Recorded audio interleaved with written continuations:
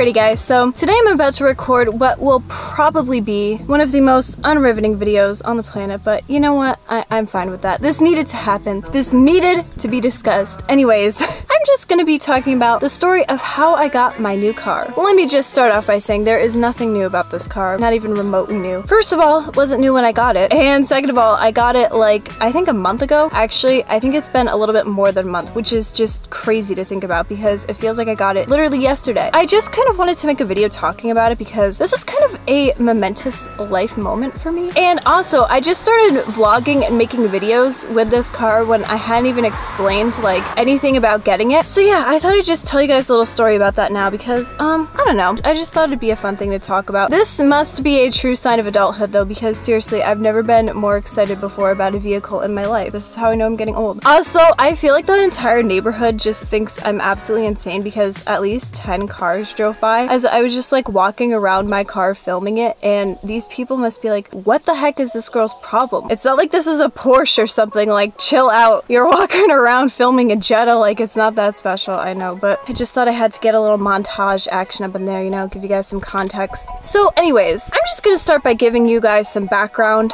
I've had my license for a considerable amount of time. I mean, not as long as most people. Most people get their licenses in high school. Personally, I didn't get mine until I was like a freshman in college. The whole story was just a mess. I mean, I had my permit in high school. I just never got my license until like the beginning of college because I knew that my parents wouldn't be able to get me a car, and I knew that I couldn't afford a car. So I was just like, what's the point of getting a license until I can actually get a car? Which I guess is probably strange logic to a lot of people because again, most people just get their licenses in high school, but I don't know. I just wasn't one of those people. So anyways, I had my license for a while, but this is the thing. I was in college. So like there was basically no point in getting a car because the way that my school works is you cannot have a car on campus until you're at least a junior in college, which is just outrageous. I don't know who made that rule, but basically I was just like, okay, well, I'm not really gonna get a car until I can bring it to campus because having a car is really expensive. First of all, you have to pay insurance, which is like hundreds of dollars a month. So I'm like, okay, there's no point in having a car that I can't use and paying insurance on it and all this stuff when it's just gonna sit in the driveway and never get driven, and then my parents would be salty at me because I just have my car sitting in the driveway and taking up space when it's not even getting used. So this made my life very inconvenient for a really long time because every time I would come home from college for the summer, I'd have to get driven around by people, and they all would give me a lot of crap for that. They'd be like, why don't you have a car? I mean, my excuses aren't really the most valid thing on the planet. I definitely could have had one sooner, but I just wanted to make sure that the moment was right and I wasn't gonna be wasting my money because I'm a very economical person. I was just kind of raised that way, you know, and I'm just like, if I'm gonna be paying all this stuff out of pocket while I'm also paying for school, I better make sure that it makes sense. So basically, fast forward to this year, it is now my sophomore year of college and I'm getting ready for my junior year. And now I'm thinking, well, great, I have to get a car because now I can actually bring it to campus, and I'll kind of need it more because this year I'm going to be living in an apartment and it would just be really nice to have a car on campus for once and not get driven around by everyone. Also, someone was just walking and like literally straight on staring at me, like I could see them staring at me in the mirror. It's like, geez, have you never seen someone vlogging in their car before? It's not that strange. Actually, it is pretty strange. I'm really an anomaly here. People don't really just whip out vlog cameras around here. Anyways, so I'm like, okay, I really need to get a car now. So I started looking at around Christmas time for a car, and this just literally got my head spinning. It was just such a pain because I don't know if any of you guys have looked for a car before. Probably not, because I know all my viewers are still coming from my main channel and you guys are like young, so you don't have to do stuff like that. You don't have to do adulting things. Anyways, looking for a car is an absolute nightmare because basically you have a couple of options. You know, you could lease a car, but then you don't get to keep it. After the lease expires, you have to turn it back in, and it's like really expensive. I also don't want that much responsibility on my plate. Oh, there comes my dad pulling in. So yeah, I just wanted to straight up buy a used car, but buying a used car is terrifying because you need to take a bunch of things into account, like how many owners did it have, did it get into any accidents, because all of those things could affect your insurance, and also whether or not the car works. You have to make sure that it's new-ish, but not too new, because if you get it too new, since I'm a young driver, my insurance is like exponentially higher for new cars. So I don't know. It was a nightmare trying to find the right car because I just didn't want to get into any situations where like the car would start breaking down on me, and then at that point it would become more expensive expensive to fix than it would be to own. I've had so many friends that have had like these hand-me-down cars or like janky cars. They're constantly on their last leg, constantly having to get fixed. I did not want to be in that scenario. I wanted something that was like perfect, but just used so that it wouldn't be as expensive, which takes a good deal of consideration. So by the end of winter break, I had pretty much narrowed down my options to like something between a 2010 and 2013 model, and probably gonna go with either a Honda or a Volkswagen because they're very standard in price range and they're pretty reliable, but they're not as terrible as some of the very, very low models, which I'm not gonna name because I don't want to offend anyone who might have these cars. But yeah, I just didn't want something completely terrible. This is the thing, my heart was set on a Volkswagen, but I was still considering Hondas because my family's always driven Hondas. They're really good cars, but like, I don't know why the heck it's like this, but Hondas used are ridiculously expensive. All the used Hondas that you'll find have 100,000 miles and they're still thousands of dollars, and it's just stupid. Honestly, at that point, might as well go for the Volkswagen because you can find Volkswagens newer with fewer miles and in better condition for the same price range. Plus, I just happen to love Volkswagens. I think that they're absolutely adorable. Goodness, there are like a lot of people driving. Sorry if you hear some background noise, but anyways. So my heart ended up being like subconsciously set on a Jetta, but I was still like, okay, I'll look at a couple Hondas, see if there's anything. I don't know, I basically gave up the search after winter break because school was back in session and oh my goodness, second semester of sophomore year. I could literally make an entire series on why that was one of the worst time periods of my life. It was terrible. Oh my god, you guys will never, oh, it was so awful. It was just a very stressful, busy time, and the last thing on my mind was getting a car. So now, getting back to the beginning of the summer, I definitely had time to look for a car at this point. So I'm like, okay, gotta do this. Finally started cruising around and like car gurus and stuff like that, asking around, and there's nothing coming up. And then I started to get really sad because I don't want to just buy something on a whim. Like, I want something that will actually be perfect for me. And lo and behold, my brother ends up helping me out, and he just spent like an entire day online looking at different car options. And he just so happened to stumble across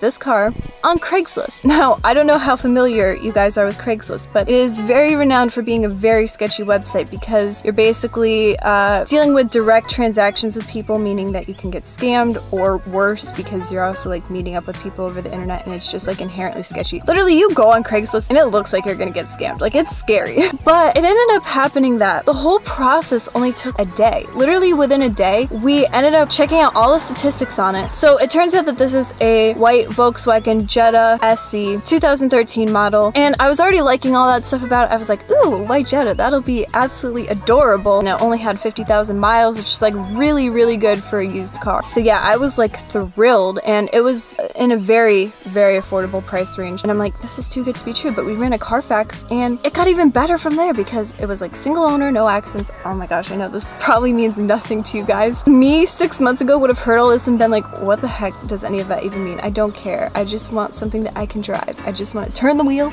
and go. But yeah, these statistics were just amazing. I was thrilled. So we ended up arranging to meet up with the people and check out the car. And when we got there, it turned out that they were like your typical suburban parents. They apparently bought this car for their daughter to commute back and forth from college. So I am inheriting a car from a person who was basically in my exact same position. And we literally just ended up buying it on the spot because it was perfect. This car, I don't even understand what kind of witchcraft they did, but this car was in immaculate shape. Like, it was spotless. It's way dirtier right now than it was when I got it. I couldn't even find a mark on it anywhere, inside or outside. This is unheard of. I've seen cars at dealerships messier than this. It was crazy how clean it was. After talking to the people for a while, we're just like, okay, this is perfect. We don't even need to test drive it or anything. It was that pristine, folks. And I never in my life imagined that I would end up buying a car off Craigslist. There's usually something wrong with every used car, but I've had it for like a month now and driven it a considerable amount, and it's still perfect. There is not a thing wrong with it, and I am baffled to this very moment. I still don't understand how it turned out so lucky because, I don't know, I just assumed that there would be stuff that I had to fix. The only thing I've had to do so far was get the oil changed. I'll probably have to change the tires at some point, but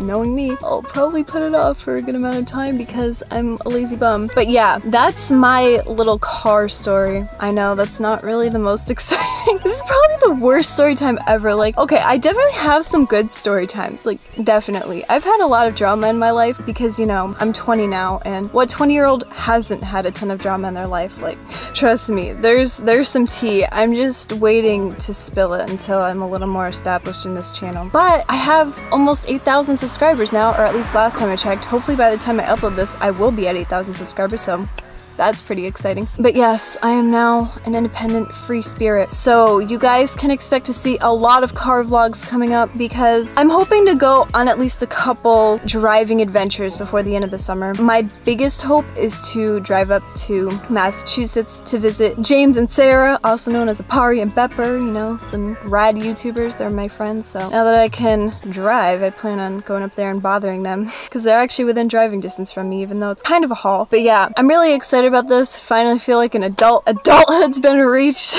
sort of. So it's just pretty monumental, guys. I feel like I've been a child for way too long, and like it's just nice to finally have some freedom. I guess the takeaway from this is good things really do come to those who wait, you know? Sometimes patience does help you in the long run, because I don't know if I would have gotten this good of a deal if I had done it earlier, because I didn't know what I was doing until like this year, basically. Like I didn't know anything about buying a car, what I needed to look for in a car. So it's kind of good that I waited it out because I got something that I actually really love and I was able to buy it myself. So that's another perk because, you know, it's really nice not to be indebted to anyone. So yeah, I'm gonna stop screaming at the camera with all my windows open now so that the neighbors don't think I'm completely insane. I mean, they definitely think I'm weird at this point because like I've done enough weird stuff in the past hour that they don't understand. Anyways, guys, thank you so much for watching. I hope you enjoyed the little tale, and yeah, I'll see you in my next video. Hopefully a car vlog. Bye!